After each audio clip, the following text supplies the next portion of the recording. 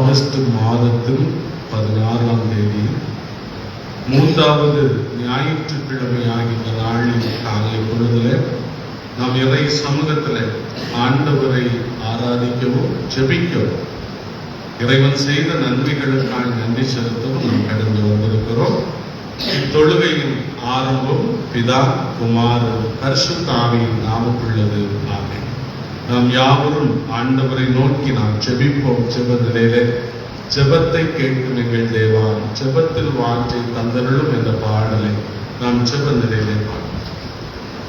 ஜெபத்தை கேட்கும் எங்கள் தேவா, ஜெபத்தின் வாஞ்சை தந்தருளும், ஜெபத்திலே தரித்திருந்து ஜெபத்தின் மேன்மை காணச் செய்வீர்.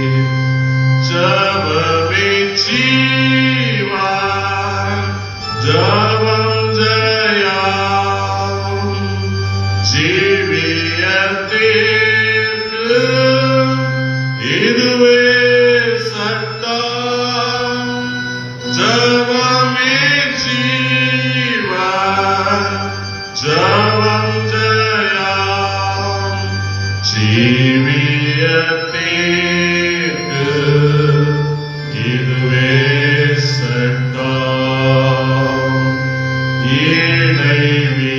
இடைவிடாமல் ஜெபம் செய்ய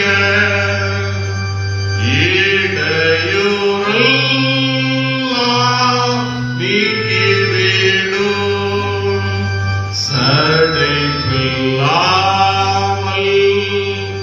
உந்தன் பாதம் கடைசி மட்டும் காத்திருப்போம்.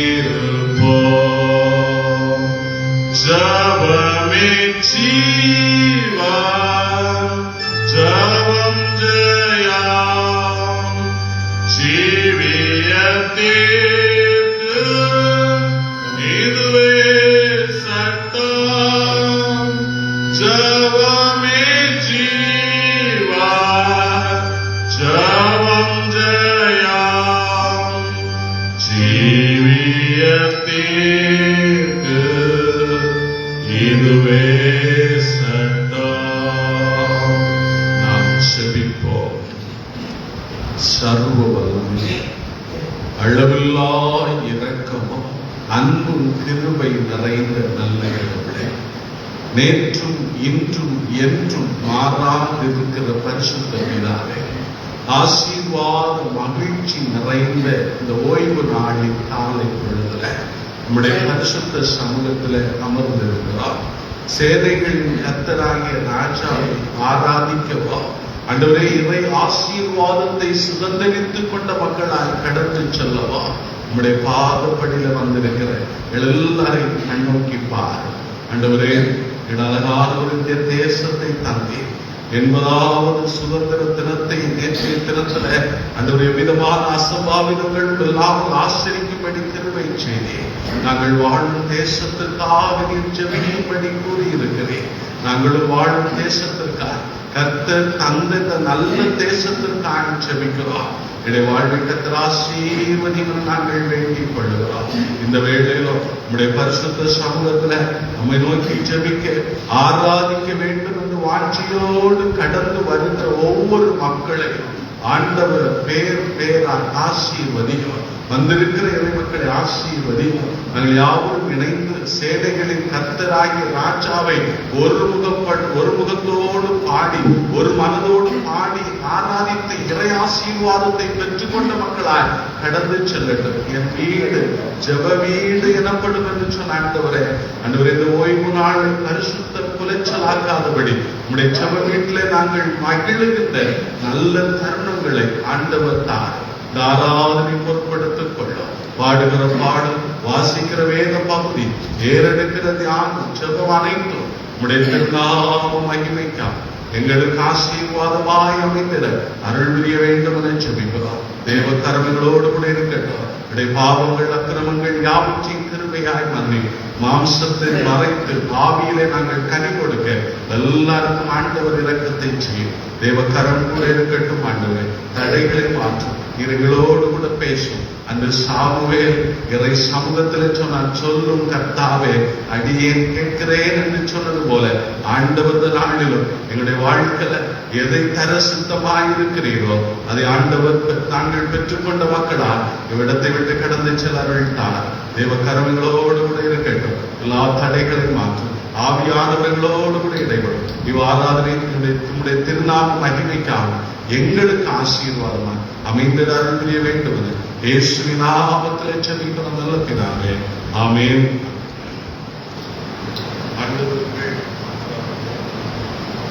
நேரத்தில் நாம் கருத்தும்படியாக நம்முடைய பாடல் புஸ்தகத்தில் 25வது பாடலை நாம் எழுந்திருக்கிறோம். பாடலை 25.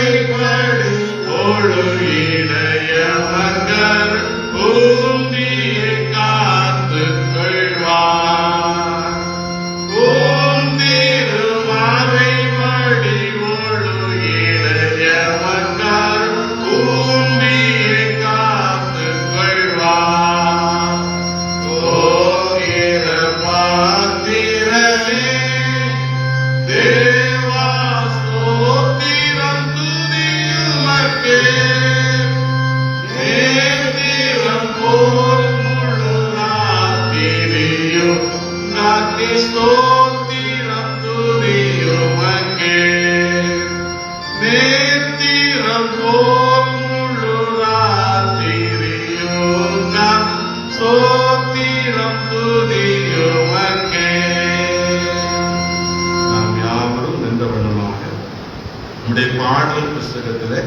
45வது பக்கத்தில் இருக்கின்ற காலை ஆராதனை. நம்முடைய பாடல் புத்தகத்தில் 45வது பக்கத்தில் இருக்கின்ற காலை ஆராதனை முறைமையை நாம்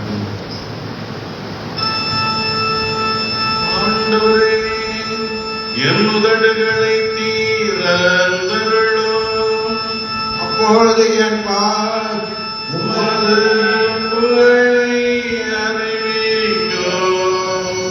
கடவுளே, என்னை விடுவித்தருளும்.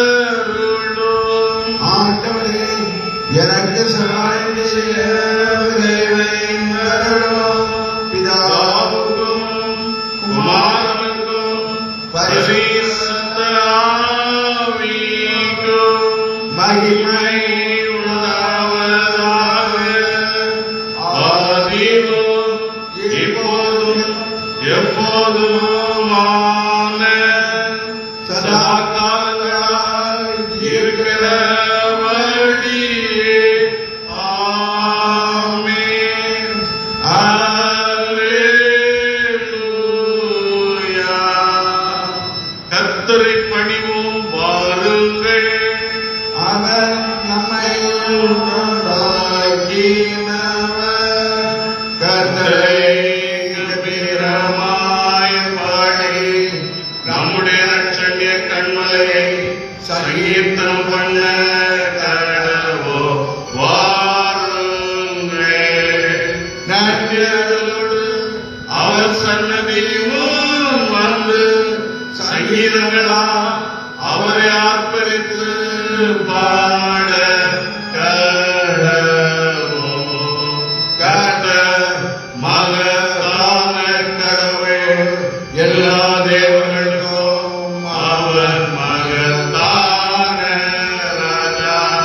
பூமி நாடுகள் அவர் கையில் இருக்கின்றன, மலையின் சிகரங்களும் அவருடைய கைகளே.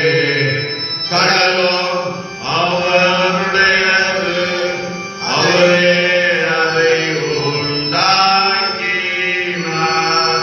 வேதாந்தரையும் அவருடைய கரங்கள் உருவாக்கின.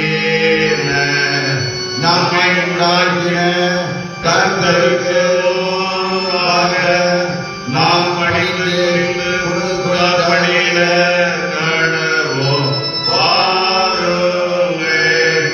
அவரே நம்முடைய கடவுள். நாம் அவர் மீது செஞ்சனமும் அவர் கைக்குள்ளான ஆடுகளுமாமே. பிதாவுக்கும் குமாரனுக்கும் பரிசுத்த ஆவிக்கும் மகிமை உண்டாவதாக. ஆதியிலும் இப்போதும் எப்போதுமான சதா காலங்களாய் இருக்கிறபடியே. ஆமென். நாம் யாவரும் நின்ற வண்ணமாக சங்கீதங்களின் புஸ்தகம் 67ஆம் அதிகாரத்தை நாம் முறையாக நாம் படிப்போம். சங்கீதங்களின் புஸ்தகம் 67ஆம் அதிகாரம். பூமியிலே உமது வழியும் சகல ஜாதிகளுக்குள்ளும் உமது இரட்சணியும் விளங்கும்படியாய்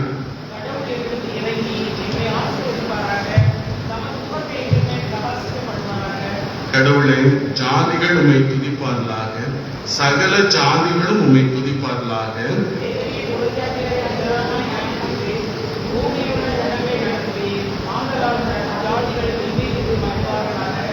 கடவுளே, ஜாதிகள் உம்மை துதிப்பார்களாக, சகல ஜாதிகளும் உம்மை துதிப்பார்களாக.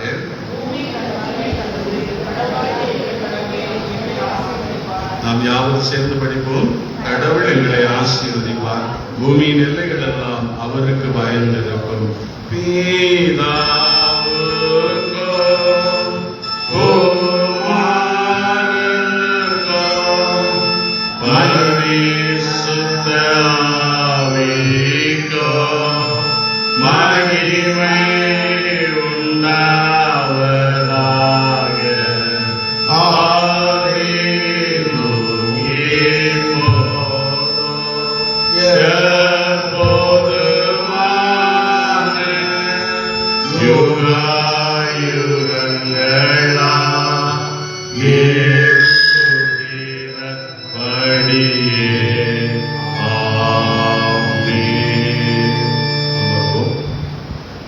திரித்து பண்டிகைக்கு பிந்தின 11வது ஞாயிற்றுக்கிழமையாகிய நாளிலும் படிக்கும்படியாய் கொடுக்கப்பட்ட திருமறையின் வேத பகுதிகள் ஒவ்வொன்றையும் நாம் படிக்க கேட்டோம். நாளுடைய முதல் வேத பகுதி பழைய ஏசாயா தீர்க்கதரிசியின் புஸ்தகம் 56ஆம் அதிகாரம் 1வது வசனமும் அதை தொடர்ந்து வசனங்கள் 6 துவங்கி 8 முடிய உள்ள பகுதிகள். ஏசாயா 56ஆம் அதிகாரம் 1வது வசனமும் அதை தொடர்ந்து வசனங்கள் 6 துவங்கி 8 முடிய உள்ள பகுதி. ஏசாயா 56ஆம் அதிகாரம் 1ஆம் வசனம். கர்த்தர் சொல்கிறார், நீங்கள் நியாயத்தை கைக்கொண்டு நீதியை செய்யுங்கள், என் ரட்சிப்பு வரவும் என் நீதி வெளிப்படவும் சமீபமாய் இருக்கிறது. 6 முதல் 8 முடிய. கர்த்தரை சேவியுங்கள், கர்த்தருடைய நாமத்தை நேசிக்கவும், அவருக்கு ஊழியக்காரராய் இருக்கவும், அவரை சேர்த்து ஓய்வு நாளை பரிசுத்த புருஷர்களாக்காதபடி ஆசரித்து என் உடன்படிக்கையை பற்றி கொண்டிருக்கிற அந்நிய புதுரை அனைவரையும் நான் என் பரிசுத்த பர்வதத்துக்கு கொண்டு வந்து என் ஜெப வீட்டிலே அவர்களை மகிழ பண்ணுவேன். அவர்களுடைய சர்வாங்க தகன பணிகளும் அவருடைய பலிகளும் என் பலிபீடத்தின் மேல் அங்கீகரிக்கப்பட்டிருக்கும். என்னுடைய வீடு சகல ஜனங்களுக்கும் ஜெப வீடு எனப்படும். இஸ்ரவேலில் கண்டுகொண்டவர்களை சேர்க்கிற கர்த்தராகிய ஆண்டவர் அவனிடத்தில் சேர்க்கப்பட்டவர்களே இல்லாமல் இன்னும் அவனிடத்தில் சேர்ப்பேன் என்றார் என்பது படிக்கும்படியாய் கொடுக்கப்பட்ட பழைய பாட்டின் போது படித்தாயிற்று. இந்த நாளுக்கென்று படிக்கும்படியாய் கொடுக்கப்பட்ட நிறுவனம் அப்போஸ்தலனாகிய பவுல் ரோமர் திருச்சபைக்கு எழுதின கடிதம் 11ஆம் அதிகாரம் வசனங்கள் 1, 2 அதை தொடர்ந்து வசனங்கள் 13 துவங்கி 15 முடிய, அதை தொடர்ந்து வசனங்கள் 28 துவங்கி 32 முடிய. ரோமர் 11ஆம் அதிகாரம் 1, 2 வசனமும் அதை தொடர்ந்து 13 துவங்கி 15 முடியவும் 28 துவங்கி 32 முடிய உள்ள பகுதிகளை நான் படிக்கிறேன். இப்படி இருக்க கடவுள் தம் ஜனத்தை தள்ளிவிட்டாரோ என்று கேட்கிறேன். இல்லவே இல்லை. நானும் இஸ்ரவேலில் ஆபிரகாமின் சந்ததியிலும் பென்யமீன் கோத்திரத்திலும் பிறந்தவள். கடவுள் தாம் முன்னறிந்து கொண்ட தம் ஜனத்தை தள்ளிவிடவில்லை. எலியாவை பற்றிய இடத்தில் வேத வாக்கியம் சொல்வது உங்களுக்கு தெரியாதா? இஸ்ரவேலுக்கு விரோதமாய் அவன் கடவுளிடம் விண்ணப்பம் பண்ணின போது 13:10 புறஜாதியாராகிய உங்களுக்கு நான் சொல்லுகிறேன், புறஜாதியாருக்கு நான் அப்போஸ்தலனாய் இருக்கிறபடியினாலே என் ஊழியத்தை மேன்மைப்படுத்துகிறேன். இப்படி செய்வதனால் ஒருவேளை என் சொந்த ஜனத்தாருக்குள் வைராக்கியத்தை எழுப்பி அவர்களில் சிலரை ரட்சிக்க வேண்டும் என்றிருக்கிறேன். அவர்கள் தள்ளிவிடப்படுவதோ உலகத்தை ஒப்புரவாக்குமானால் அவர்கள் ஏற்றுக்கொள்ளப்படுவது எவ்விதமாயிருக்கும்? 26-32 இவ்விதமாக இஸ்ரவேல் எல்லாரும் ரட்சிக்கப்படுவார்கள். மீட்கிறவர் சீயோனிலிருந்து வருவார். அவபக்தியை யாக்கோபை விட்டு விலக்குவார் என்றும், நான் அவர்களை பாவங்களை நீக்கும்போது இதுவே நான் அவர்களோடு செய்யும் உடன்படிக்கை என்று எழுதியிருக்கிறபடி ஆகும். சுவிசேஷத்தின் சம்பந்தமாய் அவர்கள் உங்கள் நிமித்தம் சத்துருக்கள் தெரிவித்தலின் சம்பந்தமாகவோ பிதாக்கள் நிமித்தம் அவர்கள் அன்பு கூறப்பட்டவர்கள். கடவுளின் கிருபை வரங்களும் அவர் அழைத்த அழைப்பும் மாறாதவர்கள். நீங்கள் முற்காலத்தில் கடவுளுக்கு கீழ்ப்படியாதிருந்து இப்பொழுது அவர்கள் கீழ்ப்படியாமையினாலே இரக்கம் பெற்றிருப்பது போல அவர்களும் இப்பொழுது கீழ்ப்படியாதிருந்தும் உங்களுக்கு கிடைத்த இரக்கத்தினாலே இப்பொழுது இரக்கம் பெறுவார்கள். எல்லோர் மேலும் இரக்கமாய் இருக்க வேண்டும் என்று கடவுள் எல்லோரையும் கீழ்ப்படியாமைக்குள்ள அடைத்து போட்டார் என்பது. படிக்கும்படியாய் கொடுக்கப்பட்ட நிறுவ வாய்ப்பு போது படித்தாயிற்று. நாம் யாரும் எழுதுகிறது அல்லேலூயா புது பாட்டு நான் நினைவு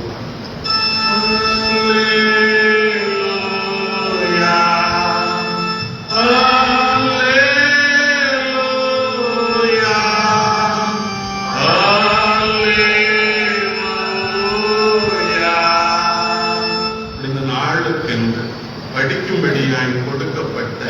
நற்செய்தியின் பகுதி பரிசுத்த மத்தேயு என்பவர் எழுதின சுவிசேஷம் 15ஆம் அதிகாரம் வசனங்கள் 21 துவங்கி 28 முடியுள்ள பகுதி. மத்தேயு 15ஆம் அதிகாரம் வசனங்கள் 21 துவங்கி 28 முடியுள்ள பகுதிகள். ஆண்டவரே உமக்கு மத்தேயு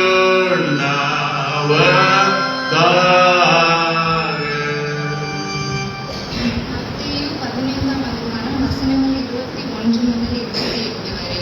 பின்பு இயேசு அவ்விடம் விட்டு புறப்பட்டு தீரு சீதோன் பட்டணங்களின் திசைகளுக்கு போனார். அப்பொழுது அந்த திசைகளில் குடியிருக்கிற கானானிய ஸ்திரீ ஒருத்தி அவரிடத்தில் வந்து, ஆண்டவரே, தாவீதின் குமாரனே, எனக்கு இரங்கும், என் மகள் பிசாசினால் கொடிய வேதனைப்படுகிறாள் என்று சொல்லி கூப்பிட்டார். அவருக்கு பிரதியுத்தரமாக அவர் ஒரு வார்த்தையும் சொல்லவில்லை. அப்பொழுது அவருடைய சீஷர்கள் வந்து, இவள் நம்மை பின்தொடர்ந்து கூப்பிடுகிறாளே, இவளை அனுப்பிவிடும் என்று அவரை வேண்டிக் கொண்டார்கள். அதற்கு அவர், காணாமற் போன ஆடுகளாகிய இஸ்ரவேல் வீட்டாரிடத்தில் அனுப்பப்பட்டேனே என்று மற்றபடி அல்லவென்றார். அவள் வந்து, ஆண்டவரே, எனக்கு உதவி செய்யும் என்று அவரை பணிந்து கொண்டாள். அவர் அவளை நோக்கி, பிள்ளைகளின் அப்பத்தை எடுத்து நாய்க்குட்டிகளுக்கு போடுகிறது நல்லதல்ல என்றார்.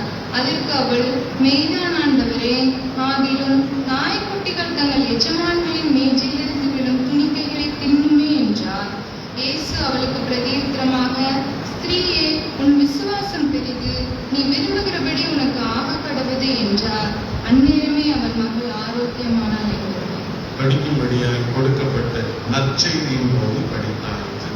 கிறிஸ்துவே உமக்கு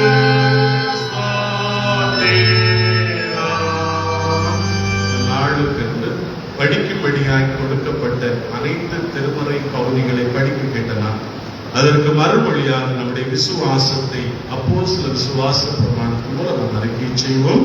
பரலோகத்தையும் பூலோகத்தையும் படைத்த சர்வ வல்ல பிதாவாகிய கடவுளை விசுவாசம், அவருடைய ஒரே குமாரனும் இந்த ஆண்டவருமாய் இயேசு கிறிஸ்துவை விசுவாசம்.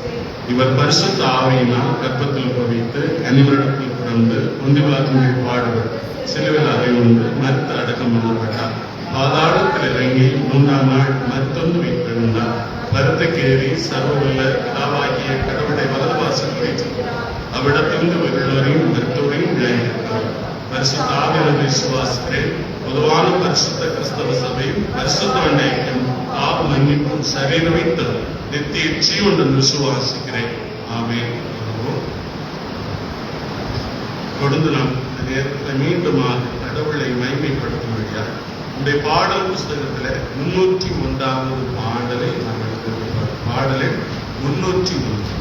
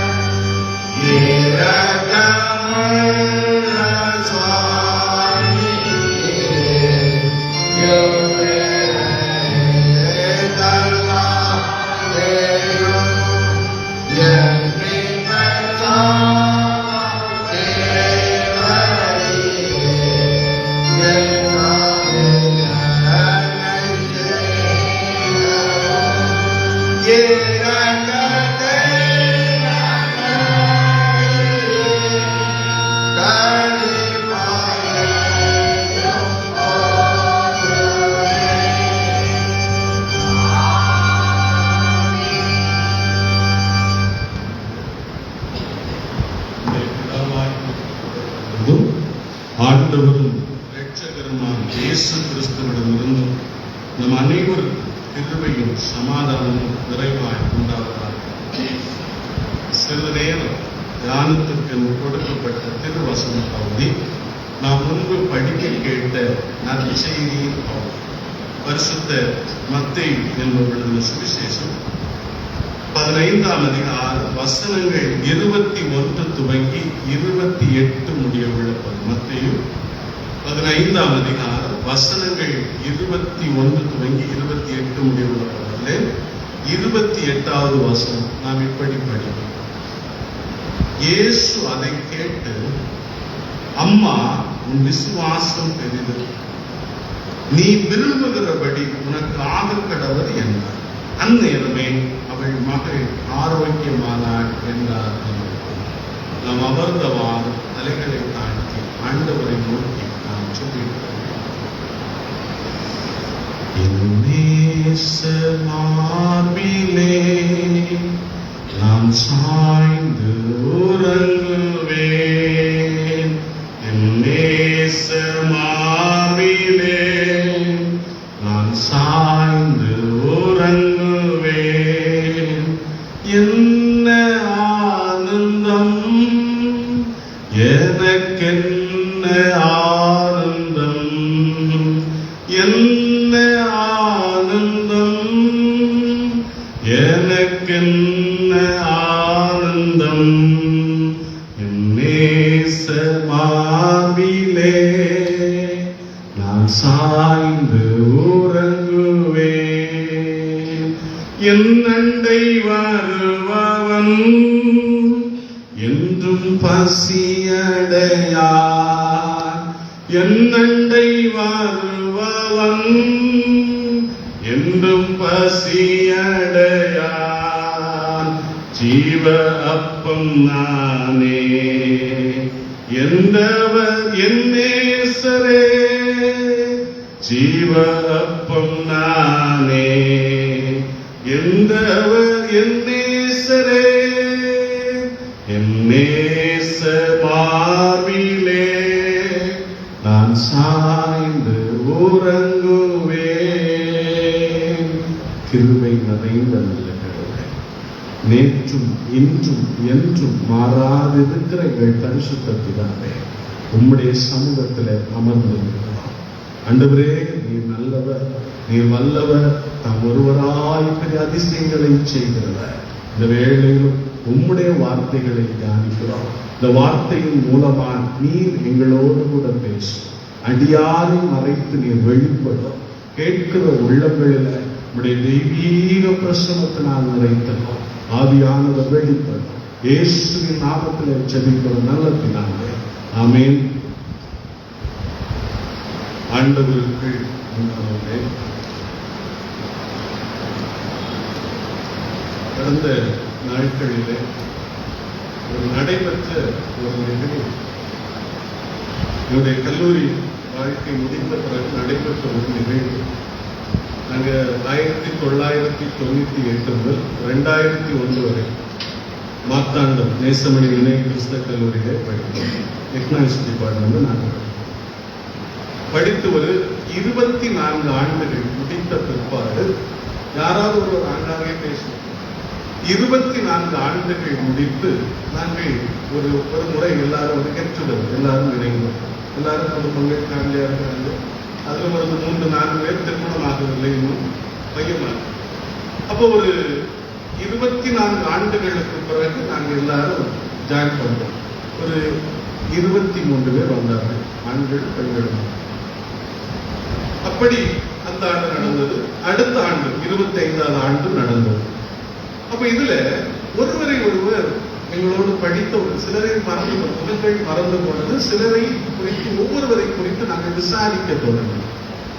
அப்படி விசாரித்து கொண்டிருக்கிற போது எங்க கூட ஒரு பிள்ளை படித்தார், வனஜா என்று. அவள் படிக்கிற போதே அவளுடைய வலது கொஞ்சம் பலவீனமாக, அவள் பிள்ளை இடது கையில் சாப்பிட்டதும் இடது கையில் சாப்பிட்டோம். அந்த வலது கை கொஞ்சம் பலவீனம். ஆனா கல்லூரியில படிக்கிற போது எல்லாரும் கிண்டல் பண்ணோம், அவளையும் கிண்டல் பண்ணோம், அவளை சிரிப்பா ஜாலியாகத்தான் இருந்தது. ஆனால் ஒரு காலகட்டத்தில் இவளை குறித்து அந்த கூடுதல் எங்களில் ஒரு சில பெண்கள் எங்களோடு கூட படித்தவர்கள் சகோதரிகள் என்ன செய்தார்கள், இவளை குறித்து விசாரிக்கப்படுகிறது. ஏன்னால் நம்பர் இருக்கிறது, அவளை கான்டாக்ட் பண்ண யார் போன் எடுக்க மாட்டா, அவள் கான்டாக்ட் பண்ண மாட்டான். அப்படி இருந்தால் இவர்கள் என்ன செய்தார்கள், 2 பேர் என்ன செய்தால் அவளை எப்படியோ கண்டுபிடிச்சு வீடு தேடி. அது ஒரு தாமிரபரணி ஆற்றின் கரையில ஒரு வீடு இருக்கிறது, நல்ல வீடு. அந்த வீட்டுல போய் அவளை சந்தித்தார். சந்திக்கிற போதுதான் அவளுடைய சூழ்நிலை 2 பிள்ளைகள். அவள் கொஞ்சம் பலவீனமானதுனால் இரண்டாவது ஒரு மனைவி இறந்த ஒருவர் அவளை திருமணம் செய்திருந்தார். அவர்களுக்கு 2 பிள்ளைகள். அவர் நல்ல வெளிநாட்டில் நல்ல சம்பாத்தியம், நல்ல ஒரு வீடு வைத்திருக்கிறார். வெளிநாட்டிலிருந்து ஊருக்கு வந்தார். திடீர்னு ஒரு காய்ச்சல் வந்தது, அவருக்கு ஸ்ட்ரோக் தான். மகன் 10வது படிக்கிறார், நல்லா பையன் நல்லா பொண்ணு மூளை வளர்ச்சி போறோம். அவளுக்கு பேரை அவளுக்கு சொல்லுங்க, 8ஆம் கிளாஸ் படிக்கிறார். இவன் கொண்டு கூட்டிட்டு வரும். இந்த பிள்ளைக்கு மருத்துவம் பார்த்து பார்த்து பார்த்து பலவீனமாகி அவர் வெளிநாட்டிலிருந்து சம்பாதித்த பணங்கள் எல்லாம் செலவு செய்து இருந்த நகைகள் எல்லாம் வச்சு பலவீனம் கொஞ்சம் மாறாத பட்சத்துல இவள் பிரஷர் அதிகமாகி இவளுடைய காலும் எடுத்தது, முதல் கை இழுத்தது, இப்போ காலும் எடுத்தது. இப்போ கடன், வீட்டுல பயங்கர கடன், அவருக்கு வேலைக்கு செல்ல முடியாது. வீட்டுல கடன் வந்தது. உறவினர்கள், உடன் பிறந்த ஒரு சகோதரன் அப்பொழுது கொஞ்சம் எவ்வளவு, அவன் ஒரு கார் டிரைவர், எவ்வளவுதான் சப்போர்ட் பண்ண முடியும் கொஞ்சம் சப்போர்ட் பண்ணினார். அக்கம் பக்கத்தினர் யாருமே பேசுவதில்லை. அக்கம் பக்கத்தினர் யாருமே பேசுறாங்க. இவள் பலவீனமாக இருக்கிறார், கடன்ல இருக்கிறார். நம்ம அவள்கிட்ட பேசினால் அவள் நம்மிடத்துல கடன் கேட்பாள். ஆகவே பக்கத்தில் இருக்கிற யாரும் பேசுவதில்லை. இனி ஒரு சிலர் கடன் கொடுத்தார்கள், அதை நிவர்த்தி செய்கிற நிர்வாகம் இல்லை. ஆகவே அவர்கள் சத்தம் போடுகிறார்கள், சண்டை வைக்கிறார்கள். இப்படியெல்லாம் நடந்து கொண்டிருக்கிற ஒரு சூழ்நிலையில எங்களுடன் படித்த 2 பேர் இவளை தேடி செல்கிறார்கள். தேடி சென்று அவரிடத்துல பேசி நலமெல்லாம் விசாரித்து விட்டு அடுத்த குரூப்ல அதை பகிர்கிறார்கள். இப்படி பார்த்தோம், இப்படிப்பட்ட ஒரு சிச்சுவேஷன் இருக்கிற உடனே நம்மால் முடிந்த உதவிகளை செய்வோம் என்று சொல்லி ஒரு வாரத்திற்குள் அந்த குரூப்ல பேசி நண்பர்கள் எல்லாரும் சொல்லி ஒரு 29,000 ரூபாய் கலெக்ட் பண்ணி அதை 25,000 ரூபாய் எடுத்து அவளுக்கு கொடுக்கவும் ஒரு 3,000 ரூபாய்க்கு மசாலா பொருட்கள் எல்லாம் வாங்கி, அடுத்தது 1,000 ரூபாய்க்கு பல ஐட்டம் வாங்கி அவளை வீட்டுக்கு நாங்கள் சென்று கொடுத்தோம். அங்க போறோம், வீட்டை பார்க்கிறோம், குத்து விளக்கு வைக்கப்பட்டுள்ளது. அந்த ரோஜா பூ இதழ் அடத்து சுற்றி ஒரு பிளேட்ல வச்சு நடுவில் குத்து விளக்கு படிக்கும்போது எவ்வளவு படித்தான் இன்னும் அந்த நிலையில தான் இருக்கான். எல்லா சுச்சுவேஷனும் சூழ்நிலையிலும் பார்த்து பேசி எல்லாத்தையும் கொடுத்து விட்டு வரும். கண்ணீரோடு விடைபெறுகிறோம். என்னிடத்துல ஜெபம் பண்ண சொன்னாங்க. ஏன்னா என்ன எங்க கொண்டு போனாலும் ஜெபம் பண்ண வைக்கிறாரு. என்னுடைய கல்லூரி நண்பர்கள் எங்க போனாலும் ஜெபம் பண்ண வைக்கிறார். அப்போ ஜெபம் பண்ணி விட்டு வந்த பிறகு அவன் போன் பண்ணி ஒரு தோழி இடத்திலே பகிர்ந்து கொள்கிறார். ஏன் நீங்க இங்கு வந்தீர்கள், நாளை நானும் என்னுடைய மகன் பலவீனமாக மூல வளர்ச்சி குறைந்தது, நாளை உங்களுக்கு 20,000 ரூபாய் கடன் மீட்க வேண்டும். அதை கொடுக்கலைன்னா வீட்டுக்குள்ள கெட்ட வார்த்தை போடுவான், சீத்தையாக பேசுவான், என்னால் அதை கொடுக்க முடியாது. ஆகவே நான் பையனையும் அவரையும் எதுவுமே செய்ய மாட்டேன், நானும் என் மகளும் சாகணும்னு இருக்கு. நானும் என்னுடைய மகளும் சாகந்தால் நிர்வாகம் இல்லை, கஷ்டம், வாழ்க்கையில போராட்டம். இனி இந்த பிள்ளை விட்டு சென்றா யாரும் பார்க்க மாட்டாங்க. ஆகவே நானும் என் பிள்ளையும் சாகணும் இருந்தோம். நீங்க கடவுள் போல நீங்க என் வீட்டுக்கு வந்தீர்கள், இந்த பைசா நீங்க தந்தீர்கள். ஆனால் எவ்வளவு இருக்கு நான் பார்க்கவில்லை, கொடுத்தோம். கண்ணீரோடு சென்றார். அந்த குரூப்ல கண்ணீரோடு பகிர்ந்திருந்தார். யோசித்து பாருங்கள், வாழ்வில் இன்றும் அநேக நேரத்தில் பல மனிதர்கள் சேவையில் இருக்கிறார், அநேக மனிதர்கள் பாடுகளில் இருக்கிறார், அநேக மனிதர்கள் கஷ்டத்தில் இருக்கிறார்கள். ஆனால் இன்று நாம் என்ன செய்வது? அவர்களை தேடுவதில்லை, நாம் கண்டுகொள்வதில்லை, விலகி நிற்கிறோம். ஒரே தாழ்மையில் பிறந்த உறவுகளாக இருக்கிறார். இன்று எப்படி இருக்கிறார்கள்? நீ யாரோ நான் யாரோ, இனி அயலகத்தார், அண்டை வீட்டார், எப்படி நாம் அண்டை வீட்டாரோடு நாம் எப்படி இருக்கிறோம்? எனக்கு அவர்களை தெரியும். சில இடங்களிலே கடந்த காலங்களிலே சென்னையில வெள்ளம் வந்தது. அப்போதுதான் அந்த போட்ல எடுத்துட்டு போகிற போதுதான், ஓ நீங்க தான் மேல் வீட்டில் இருக்கிறீர்களோ என்று கேட்டது போல் எத்தனை செய்திகள் வந்தது. ஏனென்றால் இன்று ஒருவரை ஒருவர் அறிந்து கொள்ளவோ, ஒருவரை ஒருவர் புரிந்து கொள்ளவோ இன்றைய வாழ்க்கை சூழ்நிலையில மனிதன் தயாராகி இந்த பார்வை அன்று ஒரு சின்ன ஒரு தேடல். எவ்வளவு ஒரு வாழ்வு. அந்த பையன் 10ஆம் வகுப்பு படித்தான், 433 மார்க்கு. 11ஆம் வகுப்பு படிக்கும்னா அந்த பிள்ளைய அடுத்தது அந்த சேர்ந்த எங்களோடு நாங்கள் சேர்ந்து இப்பொழுது சித்திரங்கோடு பக்கத்துல ஒரு மூளை வளர்ச்சி குட்டியருக்கான ஒரு பள்ளிக்கூடம் இருக்கிறது. நம்ம சிஎஸ்ஐ, நான் கன்னியாகுமரி டயசிஸ் நடத்துகிற சித்திரங்கோடு பக்கத்துல ஒரு மூளை வளர்ச்சி குட்டிய பிள்ளை ஒரு பள்ளிக்கூடம் இருக்கிறது. அந்த இடத்துல இந்த பிள்ளைகள் ஒரு 50 பிள்ளைகள் இருக்கிறார்கள். அந்த பிள்ளைகளோடு கூட இவள் அங்க இருக்கிறார். இப்போ அவங்க சந்தோஷமா இருக்கிறார். ஏன்னா இதுவரையும் பிள்ளை விட்டு எங்க போக இன்றைய காலகட்டம் நமக்கு தெரியும், உலகத்தினுடைய சூழ்நிலைகள் தெரியும். இவ எங்கேயாவது போயிடுவான், இவளை கண்டுபிடிக்க முடியாது என்றால் மூளை வளர்ச்சி இல்லாத. இப்போ இவங்க கொஞ்சம் சந்தோஷமா இருக்கு, அந்த பிள்ளை அவர்களோட சந்தோஷமா இருக்கு. அங்க இருக்கிற எல்லாருமே ஒன்றை போல இருக்கிறார்கள், சந்தோஷமா இருக்கிறார்கள். இந்த 28ஆம் தேதி நாங்கள் அந்த கோமுக்கு செல்ல வேண்டும். எங்களுடைய கல்லூரி நண்பர்கள் எல்லாம் இணைந்து அங்கு மதிய வேளை சாப்பாடு நாங்களே வெளியே ரெடி பண்ணி அங்கு நாங்கள் சந்திக்க செல்வோம். பாருங்கள், ஒரு தேடல் ஒருவருக்கு வாழ்வு, ஒரு தேடல் தான் ஒருவருக்கு வாழ்வு கொடுத்தது. இன்று அவர்கள் வாழ்ந்து கொண்டிருக்கிறார். அதே போலத்தான் இங்கு நான் படிக்க கேட்ட திருவசன பகுதியில ஆண்டவர் இயேசு கிறிஸ்துவை ஒருத்தி தேடி வரும். இயேசு பல இடங்களுக்கு செல்லுகிற போது பல மனிதர்களை சந்தித்தார். பலவீனமானவர்களை சந்தித்தார், பார்வையற்றவர்களை சந்தித்தார், மரித்தவர்களை சந்தித்தார். இயேசு சந்திக்கிற இடத்துல விடுதலை இருந்தது. இயேசு சந்திக்கிற இடத்துல வாழ்வு இருந்தது. இயேசு சந்திக்கிற இடத்துல சமாதானம் இருந்தது. இயேசு சந்திக்கிற இடத்துல கர்த்தருடைய வார்த்தை பிரசங்கிக்கப்பட்டது. இயேசு மார்த்தாள் மரியாள் வீட்டுல போன இயேசு வசனங்களை பிரசங்கித்தார். அதே போல அவர் செல்லுகிறார், நாயர் என்ற ஊருக்கு வருகிறார். இயேசு உள்ளே வருகிறார். வெளியே உள்ளே இருந்து ஒருவரை பிணமாக தூக்கி செல்ல அப்புறம் அழுகை பார்க்கிறார். தாயினுடைய அழுகை பார்த்து பாடை வைத்து பாருங்கனே எழுந்தது என்று சொன்னார். என்றால் ஒரு மனிதனுடைய உள்நிலைகள் இந்த அனைவரை நம்ம என்ன பார்ப்போம்? வெளித்தோட்டமாக எல்லாரும் பார்ப்போம். வெளித்தோட்டமாக மனிதன் அளவீடு செய்கின்றான். உள்ளம் என்பது அந்த மனிதனுக்கு நமக்கு தெரியாது, அவனுடைய கஷ்டம் நமக்கு தெரியாது. எதையும் புரிந்து கொள்ள நாம் விரும்புவதில்லை. ஒரு மனிதனுடைய உள்ளத்தை யாரும் புரிந்து கொள்ள விரும்புவதில்லை. அவனுடைய அழுகை என்ன தெரியாது, அவனுடைய கண்ணீர் என்ன தெரியாது, அவனுடைய பாடு என்ன தெரியாது. ஆனால் வெளியே பார்க்கிற போது ரொம்ப சிரித்து பேசி மக்களோடு இருப்பார். ஆனால் இயேசுவிடத்துல வருகிற போது பாருங்கள், அவள் வருகின்றாள். கானானியர் பெண் வருகின்றார். கானானியர் யூதர்களுக்கு அருவர்.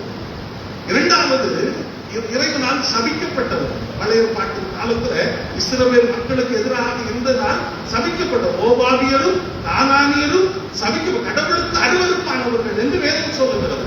இப்படிப்பட்ட இந்த தருணத்துல இந்த கானானிய பெண் இயேசுவிடத்துல வருகிறார். வந்து தன்னுடைய மகள் கொடிய வியாதியில் இருக்கிறார். இயேசுவிடத்துல சொல்ற, ஆண்டவரே தாவீதின் குமாரனே, என்னுடைய மகள் மரண அவஸ்தையில் இருக்கிறாள், சுகமாக்க வேண்டும். இயேசு பதில் சொல்லவே இல்லை. எங்குமே இயேசு பதில் சொல்லல. ஆனா இயேசு எல்லா இடத்தும் பதில் சொல்லுவார். ஆனால் இயேசு இங்கு பதில் சொல்ல இவள் அழைத்துக் கொண்டே வருகிறாள். இயேசுவிடத்துல பெரிய கூட்டம் அழைத்துக் கொண்டே வருகிறார். இவள் கேட்பதன் மேல் கேட்டு வருகிற போது உடன் இருக்கிற சீஷர்களுக்கு பொருட்டம்.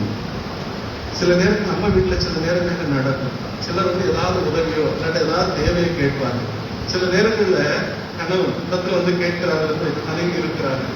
இவர் அந்த பாட்டிட்ட கோபமாக எந்த பதிலே சொல்ல மாட்டார், அப்படியே இருப்பார். லாஸ்ட்ல மனைவி சொல்லுவாங்க, எவ்வளவு நேரமா கேட்கணும், ஒரு பதிலை சொல்லலாம் என்று சொல்லுவாங்க. அதுக்கு பிறகுதான் யோசித்து அவர் தலையாட்டி பதில் நம்முடைய சில நேரங்களில் நம்முடைய இல்லங்களில் நடைபெறுகிற செயல்கள். இப்போ இங்கு பாருங்கள், இயேசு பதில் சொல்லவில்லை. ஆனால் சீஷர்களுக்கு அது வித்தியாசம். ஏன்னா இயேசு இப்படி இருந்ததில்லை. பொருட்காமல் சீசன் சொல்லுகிறார், எவ்வளவு நேரமாக அவள் பின்தொடர்ந்து நம்மை கூப்பிடுகிறாளே என்று சொன்ன போது இயேசு சொன்னார், பிள்ளைகளின் ஆகாரத்தை எடுத்து நாய்க்குட்டிகளுக்கு போடுகிறது அல்ல, நான் காணாமல் போன போன இஸ்ரவேல் வீட்டாருக்குள் அனுப்பப்பட்டேன் என்று. அப்ப காணாமல் போன இஸ்ரவேலர்கள், காணாமல் போன இஸ்ரவேலர்கள் யார்? பொதுவாக யூதனுடைய பார்வையில, யூதனுடைய வாழ்க்கை நிலையில ஒரு நிலை இருந்தது. யூதர்கள் பரிசேயர்கள், அந்த குழு பரிசேயர்கள் யூதர்கள் என்று சொல்லப்படுகிற ஒன்று. பொதுவாக நான் நினைக்கிறேன், சாத்தம் பேசிக்கொண்டு மங்களவராத்தன் சாத்தம் பேசிக்கொண்டு ராமன் ஐயக்கர் கொண்டு வந்து சொன்னார். எனக்கு இது தெரியாது, ஐயக்கருக்கு பூஜை செய்கிறார். இந்த யூத சமூகத்தில் அந்த பரிசேய நிலையில காணப்பட்ட உருப்படி தூயவர்கள் என்று சொல்லி தன்னை அடையாளப்படுத்தி கொண்டிருந்தது. அவர்கள் நாங்கள்தான் உண்மையான யூதர்கள், கடவுளுடைய அழைப்பை பெற்றவர்கள், நாங்கள் வாக்குத்தத்தத்தின் மக்கள் என்று சொல்லி பெருமை கொண்ட ஜனமாக காணப்பட்டவர். இவர்களுடைய பார்வையில காணாமல் போன இஸ்ரவேலர் யார்? வசதியில ஏழை.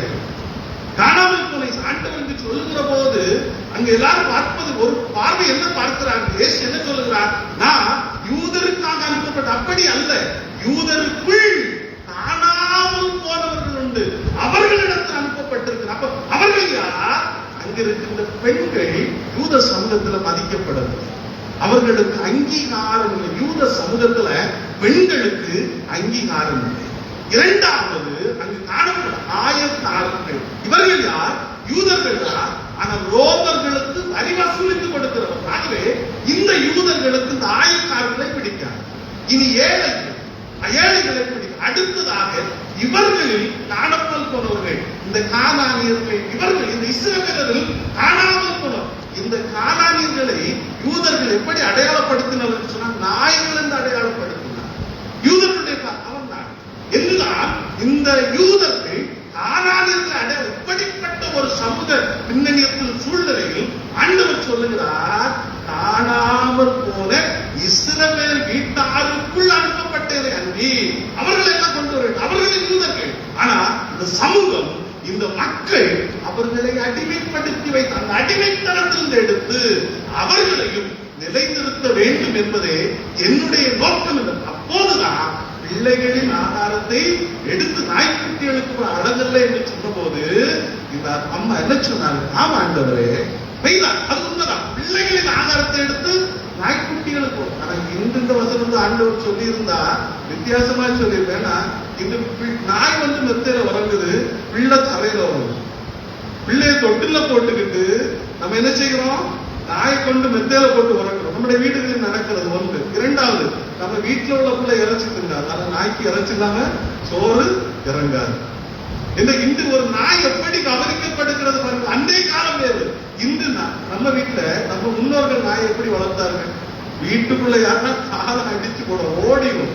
ஆனா இன்று வர வீட்டுக்குள்ள நாய பிள்ளை போல வளர்க்கிறோம், பிள்ளைய நாய போல வளர்க்கிறோம். இந்த அநேக நேரங்களில் நம்ம நேரம் போய் கேட்போம், வீட்டுல போய் இந்த சின்ன பையன் அந்த நாய் எங்க போச்சு எனக்கு தெரியும், அடுத்த மூத்த பையன் அந்த எருமை எங்க போச்சு தெரியும். இன்று பிள்ளைகளை மிருகங்களை போலவோ, மிருகங்களை பிள்ளைகளை போல வளர்க்கிற ஒரு காலகட்டம். இங்கு பாருங்கள், இயேசு சொல்லுகிறார், பிள்ளைகளின் ஆகாரத்தை எடுத்து நாய்க்குட்டிகளுக்கு போட அழகல்ல. உடனே அவர் சொன்னா மைதான். ஆனா இந்த பிள்ளை சாப்பிடுகிற போது கீழே விடும், துணிக்கைகள் கீழே விடும். அதை நாய்க்குட்டிகள், பொதுவாக நம்ம வீட்டுல பிள்ளை சாப்பிட பார்த்து பழகாது. அந்த பிள்ளை சோற அப்படியே வருது, நம்ம தட்டுல கொடுத்தாலும் அது அப்படியே ஒரு அலம்பி அலசி அங்கங்கயா விழுந்து நிறைய கீழே விடும். அது ஒரு பிடி எடுத்து ஒரு பிடி அந்த பிள்ளை கையில, அவ்வளவு பிள்ளை கையில எவ்வளவு வருதுன்னு தெரியும். ஒரு பிடி எடுத்தா எல்லாம் கீழே போகும், ஒரு அரியதாவது வாய்க்குள்ள பிள்ளை சாப்பிடும் போது அப்போ கீழே விழுகிறது. சொல்லுகிறார், மெய்தான் ஆண்டவரே, துணிக்கைகள் கீழே விழுகிற துணிக்கைகளை நாய்க்குட்டிகள் சாப்பிடும். உடனே பாருங்க, நீங்க பயன்படுத்துற மொழிபெயர்ப்புல ஸ்ரீ என்று இருக்கும், நான் பயன்படுத்துகிற போனகன் மொழிபெயர்ப்புல இயேசு சொல்லுகிற வார்த்தை, அம்மா உன் விசுவாசம் நீ விரும்புகிறபடி எனக்கு அம்மா. பாருங்க, இயேசு சொல்லு, அம்மா உன் விசுவாசம் தெரியும். இயேசு ஒரு முறை இயேசுடைய தாய் வந்து கேட்டு, அந்த திராட்சை ரசையில நீ உதவி பண்ணு. அப்போ அந்த ஸ்திரியை உனக்கும் எனக்கும் என்னுடைய வேலையும் தரவில்லை. ஆனா அதே நேரத்தில் இங்க பாருங்க, அம்மா உன் விசுவாசம் தெரியும். அப்படியானால் வாழ்வுல அந்த விசுவாசத்தை அந்த கூடி நின்ற எல்லா மக்களும் அந்த கூடியிருந்த எல்லா மத்தியிலும் அவருடைய விசுவாசத்தை புகழ்ந்தார் ஆண்டவர் இயேசு கிறிஸ்து. இன்று நம்முடைய வாழ்க்கை அநேக தருணங்களில் மனித வாழ்க்கையில நாமும் நிராகரிக்கப்படுகிற சூழல்கள் உண்டு, நாமும் ஏற்றுக்கொள்ளப்படாத சூழல்கள் உண்டு. அநேக நேரங்களில் பாருங்க, மனித வாழ்க்கையில நிராகரிப்பு என்று சொல்லுகிற போது இந்த அரசு நிறுவனங்களில் பணி செய்தவர்களிடத்துல ஒரு குணம் இருக்கு, தப்பா நினைக்கக்கூடாது. என்றால் ஒரு அதிகார தோரணையில தான் அவங்க பதவி இருக்கு, ஒரு அதிகார தோரணையில தான் பதவி வருகிறவங்க. அது எந்த நிலைகள் எந்த துறையில வேலை செய்தாலும் சரி, ஒரு அதிகார தோரணை. அப்போ அங்கு கண்ணீரோடு சிலர் வருவார்கள், சிலர் கஷ்டத்தோடு வருவார்கள். ஆனா நமக்கு செய்ய முடியாது. ஏன்னா நம்ம இருக்கிற துறையில சில ரெஸ்ட்ரிக்ஷன்ஸ் இருக்கும். ஒரு மனிதாபிமானத்தை பார்த்தா கூட சில நேரங்களில் செய்ய முடியாது. என்றால் ரெஸ்ட்ரிக்ஷனுக்கு உட்பட்டு தான் நான் செய்ய முடியாது. ரெஸ்ட்ரிக்ஷனை தாண்டினா நான் குற்றவாளி. ஆகவே அந்த அதிகார தோரணையில நம்ம இருக்கிறதுனால் அவனுடைய எளிமையோ அவனுடைய வேதனையோ அவனுடைய உபத்திரவத்தையோ என்னால் விரைத்து பார்க்க. கடைசியில சிலர் சொல்லுவாங்க, படுகிற பாடுதான் ஒரு வழி சொல்லித்தார். ஏன்னா வழி இந்த ஆளை பாருங்க, இந்த ஆளை பாருங்க. சிலர் வழிகாட்டுகிறவர்களாக இருப்பார்கள். அதே போல சில இடங்களில் சிலருடைய கண்ணீரை பார்க்கிற போது ஏனென்று கேட்கிற உள்ளங்களும் உண்டு, வழிகாட்டுவார்கள், ஆறுதலாக இருப்பார்கள். இந்த நம்முடைய சூழ்நிலையில நான் ஒரு மனிதனை எப்படி பார்க்கிறேன்? பொதுவாக நான் கம்மன் திருச்சபையில பணி செய்கிறேன். அங்கு ஏன் அதை சொன்னேன், நான் அவரோடு பழகினேன், 13 வருஷம் அவரோடு பழகினேன். அவர் மெட்ராஸ் ஹைகோர்ட்ல ஜட்ஜுக்கு அடிக்கிறது, ஜட்ஜ்மெண்ட் அடிக்கிறது. மெட்ராஸ் ஹைகோர்ட்ல இருந்து ரொம்ப கஷ்டப்பட்டவர். ரொம்ப கஷ்டம்னா தன்னுடைய ஆரம்பகால வாழ்க்கையில அவ்வளவு கஷ்டப்பட்டவர். எப்படியோ ஒரு கஷ்டமான சூழ்நிலையில டைப்ரைட்டிங் படிக்கிறார். படித்து என்ன செய்தார், நேர சென்னையில போனார். அவருக்கு சில அனுகூலமான பாதைகள் வழிகள் கிடைத்தது. அனுகூலமான வழிகள், இப்போ எல்லாருக்கும் அந்த வழிகள் கிடைக்காது. அனுகூலமான வழி கிடைத்தது. ஒரு ஏகதேசம் 38 ஆண்டுகள் பணி செய்தார். ஏன்னா இன்னும் சர்வீஸ் இருந்தது. சின்ன வயசுல படிக்கிறார். அந்த மறுபடியும் 2006 டிஆர்எஸ் வாங்கிட்டு வந்துவிட்டார். எல்லாரும் விசாரமான பேசுறோம். நான் பல தடவை சொல்றேன், சார் பொருங்க சார், அவருடைய சூழல் என்னன்னு பாருங்க சார், உங்க கிடைச்ச வாய்ப்பு அவங்களுக்கு கிடைக்கிறது சார். கஷ்டப்படுகிறவர்கிட்ட போய் நீங்க மீண்டும் அவங்க விசாரணை பேசாதுங்க சார். ரெண்டுமே எனக்கும் அவருக்கும் அநேக நேரத்தில் வாக்குவாதம். ஏன்னா அவர் என்னன்னா அந்த அதிகாரத்துல தான் பேசுவாங்க. சார் இருங்க சார், இப்படி பேசாது, அவருடைய சூழலை பாருங்க, போங்க பாசு, அவன் உழைக்கிறான், அந்த பைசா அவனால காப்பாற்ற முடியும், அப்படி இப்படின்னு சொல்லி அந்த சென்னை பாஷையில அடி விசாரமா பேசிக்குவோம். எனக்கு அது ஏற்றுக்கொள்ள முடியாது. என்றால் அவருடைய எனக்கு ஒவ்வொரு சபையாளர்களுக்கு எனக்கு அவருடைய சூழல் என்ன, அவருடைய வாழ்க்கை நிலை என்ன, எளிமை, கஷ்டங்கள், அந்த உழைப்பு, அதனுடைய பிரயாசங்கள் எல்லாம் நமக்கு நிவரண அந்த கோணத்துல மேல இருந்துதான் பார்க்கணும். அதனால் பிறரை குறித்து உணர்வு சார், உங்களுக்கு ஒரு மனிதனுடைய உள்நிலை தெரியும். நீங்க மேலோட்டமா பேசுறீங்க, உங்க கஷ்டம் நீங்க அனுபவிச்சீங்க, அதை நீங்க உங்களுடைய வாழ்க்கையில் உங்களுக்கு வாய்ப்புகள் கிடைக்கப்பட்ட அந்த வாய்ப்பை பயன்படுத்தி கொண்டீங்க. அந்த வாய்ப்புகள் இவங்களுக்கு கிடைக்கவில்லை, வழிகாட்ட ஆள் இல்லை. வாய்ப்புகள் கிடைக்கவில்லை, வழிகாட்ட ஆட்கள் இல்லை. ஆகவே அவர்கள் இப்படி ஆயிடுவாங்க. உங்களுக்கு அந்த வாய்ப்பு கிடைத்தது, ஏதோ ஒரு நிலையில தெய்வம் ஒரு லாட்டரி சீட்டு விழுந்த போல உங்களுக்கு கிடைத்தது. ஆகவே நீங்கள் அதை கொண்டு பெருமைப்படாதீர்கள். அநேக நேரங்களில் நம்ம பிறரை புரிந்து கொள்ளணும். நம்முடைய உள்ளம் பிறரை புரிந்து கொள்ள செய்யக்கூடியது. பாருங்கள், ஆண்டவர் இயேசு கிறிஸ்துவின் பார்வை மனித உள்ளங்களை பார்க்கிறவர். இன்று நாமும் நம்முடைய வாழ்க்கையில நம் இருக்கிற நிலைகளில் நம்மளுடைய சார்ந்தவர்களை நாம் உள்நோக்கி பார்ப்போம் என்றால் மெய்யாகவே நான் கிறிஸ்துவனுடைய பண்பை பெற்றிருக்கிறேன். அநேக நேரம் நம்முடைய வாழ்க்கையை யோசித்து பாருங்கள். ஆலயத்தில் வருகிறோம். ஆலயத்தில் நான் கடவுளோடு எப்படி இருக்கிறேன் யோசிக்கிறேன். நானும் கடவுளும் ஆலயத்தில் நான் ஆண்டவரை தேடி வருகிறேன். இருந்தால் ஆண்டவர் சொல்ல, இது என்னுடைய ஜெப வீடு. நாம் இந்த படிக்க கேட்ட பழைய ஏற்பாட்டு பகுதியில ஏசாயா தீர்க்கதரிசன புஸ்தகம் 56ஆம் அதிகாரம் 1வது வசனம், அதை தொடர்ந்து வசனங்கள் 6 to 8 முடிய உள்ள பகுதிகளை அடித்து பாருங்கள். நீதியும் நியாயத்தையும் செய்த ஒரு கடவுள், என்னுடைய ஜனங்கள் சிதறி இருக்கிற இடத்திலிருந்து நான் அவர்களை கொண்டு வருவேன். என்னுடைய ஜெப வீட்டில் அவர்களை நகழச் செய்வேன். இன்று சமூகத்தால் தள்ளப்பட்டவர்கள், இஸ்ரவேல் மக்களால் வெறுக்கப்பட்டவர்கள், ஓரங்கட்டப்பட்ட எல்லாரையும் என்னுடைய பரிசுத்த சமூகத்தில் கொண்டு வந்து என் ஜெப வீட்டில் அவர்களை நகழச் செய்வேன். என் வீடு எல்லா ஜாதியாருக்கும் ஜெப வீடு எனப்படும் என்று சொல்லி ஆண்டவர் குறிப்பிடுகிறார். அப்படியானால் என்னுடைய வாழ்க்கையில இந்த ஜெப வீட்டுல நான் எப்படி ஆண்டவரோடு கூட இருக்கிறேன். நம்முடைய ஜெப வீடு நான் ஆண்டவருடைய வீட்டுல நான் எப்படி இருக்கேன் யோசித்து பாருங்க. நம்ம எல்லாம் ஒரு டைம்ல வர மாட்டோம், அப்பப்போ வரும். ஜெபம் பண்ணி கொண்டு இருக்கிற போது வருகிற போது அப்படியே பார்ப்போம், யாரு வாரது அடுத்த கண்ண முடியும், யாரு வாரது கண்ண முடியும். ஆட்களை பார்ப்பதும் கண்களை மூடுவதுமாக இருக்கிறது. சரி பாடுவோம், பாட்டு புஸ்தகத்தை எடுப்போம், எப்படி பார்ப்போம் அப்படிங்க பார்ப்போம். இனி சர்ச்சுக்குள்ள வருவோம், சரி திடீர்னு செல்போன் அடிக்கிறது. இது எல்லாம் இப்ப எல்லா சபைகளையும் குறிப்பு வச்சிருக்காரு, உங்களுடைய செல்போனை சுவிட்ச் ஆஃப் செய்துவிட்டு உள்ளே. சிலர் வந்து ஆலயத்துல ஆறாம் நடந்துட்டு இருக்கும் பாடம், அப்பதான் சுகம் விசாரிப்பாங்க. இது கடவுளுடைய நேரம். நான் ஆலயத்துக்குள் எப்பொழுது வருகிறேன், இது ஆண்டவருடைய நேரம். நான் வாழ்க்கையில ஒரு வாரத்துல இந்த ஆலயத்துக்குள் இருக்கிற நேரம் கூட என்னால் ஆண்டவருக்கு கொடுக்க முடிகிறதா யோசித்து பாருங்க. நம்மை நாமே சீர்தூக்கி பார்த்து நம்முடைய இருதயங்களை ஆய்வு செய்து இறைவன் எப்படி பார்க்கிறார், இறைவனுடைய பார்வை எப்படி, அந்த கோணத்துல நம்முடைய எண்ணங்களையும் சிந்தனைகளையும் செலுத்துவோமே ஆனால் மெய்யாகவே நானும் இறை வீட்டுல என் ஆண்டவரால் மகிழ பண்ணப்படுகிறவன், என் ஆண்டவரால் எங்கெங்கும் நடத்தப்படுகிறவன் என்கிற உணர்வு நம்முடைய உள்ளங்களில் எழுதுகிறோம். அதைத்தான் பவுலப்போஸ்தலன் சொன்னார். பவுலப்போஸ்தலன் அந்த படிக்க கேட்ட நிறுவ வாழ்க்கை போது ரோமர் 11ஆம் அதிகாரம் 1-2 வசனமும், அதை தொடர்ந்து வசனங்கள் 13 துவங்கி 15 முடியவோ 26 துவங்கி 32 முடிய போது நீண்ட பகுதி என்று நம்ம படித்தோம். அதுல இஸ்ரவேல் பவுலப்போஸ்தலன் சொல்லுகிறார், நான் இஸ்ரவேல், நான் பென்யமீன் கோத்திரத்தான், நான் அப்படி இருந்த என்னை கடவுள் எந்த நிலையில் என்னை தெரிந்தெடுத்தார் என்பதை நான் உணர்ந்து கொள்ளவே நாட்களான். அந்த வேத பகுதி படித்து நான் பென்யமீன் கோத்திரத்தான், இஸ்ரவேலன், எனக்கு பெரிய எனக்கு பெரிய பெருமை இருந்தது. ஆனா நானும் என்ன நினைத்தேன், கடவுள் இந்த இஸ்ரவேலருக்குள் என்னை அனுப்பி இருக்கிறார் என்று நினைத்தான். நான் என்ன புரிந்து கொள்ள நாட்களான்.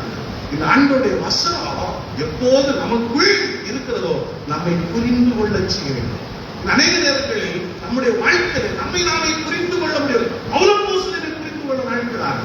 நான் யார், நான் பிறரை எப்படி பார்க்க வேண்டும், இயேசுவின் பார்வையை நான் எப்படி பார்க்க வேண்டும் என்கின்ற அந்த உணர்வும் சிந்தையும் நம்ம உள் வருகின்ற போதுதான் மெய்யாகவே ஆண்டவருடைய ஆசீர்வாதத்தை பெற்றுக்கொண்ட சந்ததியாராக நாம் வாழ வளரும். அதை பவுலப்போஸ்தலன் அடுத்து சொல்ற, என்னை கடவுள் புறஜாதிகளின் மத்தியில தெரிந்தது. அதைத்தான் ஆண்டவர் தெரிந்தெடுக்கிற போது அனனியாவுக்கு சொன்னார். நாம் படித்து பார்ப்போமானால் அப்போஸ்தலர் நடவடிக்கைகளின் புஸ்தகம் 9ஆம் அதிகாரம் 15வது வசனம் படிக்கலாம். அப்போஸ்தலர் நடவடிக்கைகளின் புஸ்தகம் 9ஆம் அதிகாரம் 15வது வசனம். அப்பொழுது தேவன்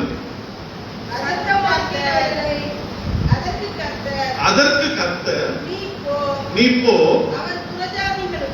அவன் புறஜாதிகளுக்கும் ராஜாக்களுக்கும் இஸ்ரவேல் புத்திரருக்கும் என் நாமத்தை அறிவிக்கிறதற்காக நான் தெரிந்து கொண்ட பாத்திரமாக இருக்கிறான். அவன் என்னுடைய நாமத்தின் நிமித்தம் எவ்வளவாய் பாடுபட வேண்டும் என்பதை நான் அவனுக்கு காண்பிப்பேன் என்றார். அனனியா பயப்படுகிறான். கடவுள் சொல்லி இப்போ நேர்ந்திருப்போ அங்க அவன் இருக்கிறான், ஞானஸ்தானம். அனனியா பயப்படும் காரணம் அவன் கிறிஸ்தவர்கள் எல்லாம் பிடித்து கொலை பண்ணுகிறவன். இப்போது கிறிஸ்தவர்களை துன்பப்படுத்த சென்றவன். இப்போ அவன் அங்க இருக்கிறான், ஞானஸ்தானம் கொடுக்க போவேன் என்ன வசமா பிடித்து பயப்படு. ஆண்டவர் சொன்னார், இப்போ நான் அவனை ஒரு ஜாதிகளின் மத்தியில கடவுளுடைய நாமத்தை சுமந்து கொண்டு செல்வதற்காக நான் தெரிந்தெடுத்த பாத்திரன். அவன் எவ்வளவாய் பாடுபட வேண்டும் என்பதை நான் அவனுக்கு அறிவிப்பேன் என்று சொன்னார். பாருங்கள், அந்த பவுலப்போஸ்தலன் இப்போதுதான் கடவுள் அவனை அழைத்த போதை தெரிந்தெடுத்தார். என்னுடைய நாமத்தை சுமந்து கொண்டு செல்கிற பாத்திரம் புறஜாதிகளின் மத்தியில செல்ல வேண்டியவன், காணாமல் போன இஸ்ரவேல் வீட்டாருக்குள் செல்ல வேண்டியவன். அதை உணர்ந்து கொள்ள நாட்களானது. இது நம்முடைய வாழ்க்கையிலும் என்னுடைய பெருமைகள், என்னுடைய படிப்புகள், என்னுடைய அதிகாரங்கள், என்னுடைய செல்வங்கள் நான் ஆண்டவரை உணர்ந்து கொள்ள புரிந்து கொள்ள எனக்கு அநேக நேரங்களில் அநேக வழிகளில் தடையாய் காணப்படலாம். எப்படி ஒரு பவுலப்போஸ்தலனுடைய வாழ்க்கையில அவற்றை கிறிஸ்து தன்னை எதற்காய் தெரிந்தெடுத்தார் என்பதை உணர்ந்து கொள்ள அவனுக்கு நாட்கள் தேவைப்பட்டது. அதே போல நம்முடைய வாழ்க்கையிலும் இவைகள் காணப்படலாம். நம்மை நாமே சோதித்தல், நம்மை நாமே சிந்தித்து பார்த்து, இறை பாதத்துல இறைவன் என்னை விரும்புகிறார், இறைவன் என்னிடத்தில் எதை விரும்புகிறார், இறைவன் என்னிடத்தில் எதை எதிர்பார்க்கிறார், அதற்காக நம்மை அர்ப்பணிக்கின்ற போது மெய்யாகவே இறை ஆசீர்வாதத்தை சுமந்து கொண்டு செல்லுகிற பாத்திரங்களால் ஆண்டவர் நம்மை மாற்றுகின்றவராக இருக்கிறார். இது நம்முடைய வாழ்க்கையில நான் எப்படிப்பட்ட பாத்திரமா இறை சமூகத்துல நான் காணப்படுகிறேன், நான் எப்படிப்பட்ட பாத்திரமா இறை சமூகத்துல காணப்படுகிறேன் என்று ஒரு கானானிய பெண்ணை போல, ஒரு கானானிய பெண்ணை போல நாம் இந்த ஆண்டவருடைய சமூகத்துல வந்திருக்கிறார். இறைவன் இந்த ஆலயத்தை விட்டு செல்லுகிற போது ஆண்டவர் என்னை பார்த்து, அம்மா, ஐயா, உன்னுடைய விசுவாசம் பெரிது, நீ விரும்புகிறபடி உனக்கு ஆகிவிடுவது என்று சொல்லி நம்மை ஆசீர்வாதத்தோடு அனுப்ப வேண்டும். அப்படியானால் நம்முடைய இருதயங்கள் இறை சமூகத்திலே திறக்கப்பட வேண்டும். நம்முடைய இருதயங்கள் திறக்கப்பட வேண்டும். நம்முடைய கண்கள் திறக்கப்படுவதல்ல, நம்முடைய இருதயங்கள் திறக்கப்பட வேண்டும். அப்படி நம்முடைய இருதயங்கள் திறக்கப்படுகிற போது மெய்யாகவே ஆசீர்வாதம் நம்முடைய வாழ்க்கையில தலைமுறை தலைமுறையாக இரக்கம் செய்கிற கடவுளுடைய ஆசீர்வாதம் 1000 தலைமுறை மட்டும் நம்முடைய சந்ததிகளுடைய வாழ்க்கையில நிலைத்திருக்கிறது என்பதை நாம் ஒருபோது மறந்து போகும். ஆகவே ஆண்டவர் நம்மை அழைக்கிறார், ஆண்டவர் நம்மை அழைக்கின்றவராக இருக்கிறார். ஆகவே நாம் நினைக்கலாம், நான் நீதியை செய்கிறேன், நியாயத்தை செய்கிறேன், எனக்கு மாத்திரம்தான் கடவுள் என்ற ஒரு எண்ணம் பேதருடைய பத்தியில் இருந்தது. கடவுளுடைய வெற்றிக்கு நமக்கு மாத்திரம் இஸ்ரவேலுக்கான கடவுள் படித்து பார்ப்போம் என்று சொன்னார். அப்போஸ்தலர் நடவடிக்கைகளின் புஸ்தகம் 10ஆம் அதிகாரம் 34வது வசனம் படிக்கலாம். அப்போஸ்தலர் நடவடிக்கைகளின் புஸ்தகம் 10ஆம் அதிகாரம் 34வது வசனம். அப்பொழுது பேதுரு பேசத் தொடங்கி, தேவன் பட்சபாதம் உள்ளவர் அல்ல என்றும் எந்த ஜனத்தினாயினும் அவருக்கு பயந்திருந்து நீதியை செய்கிறவன் எவனோ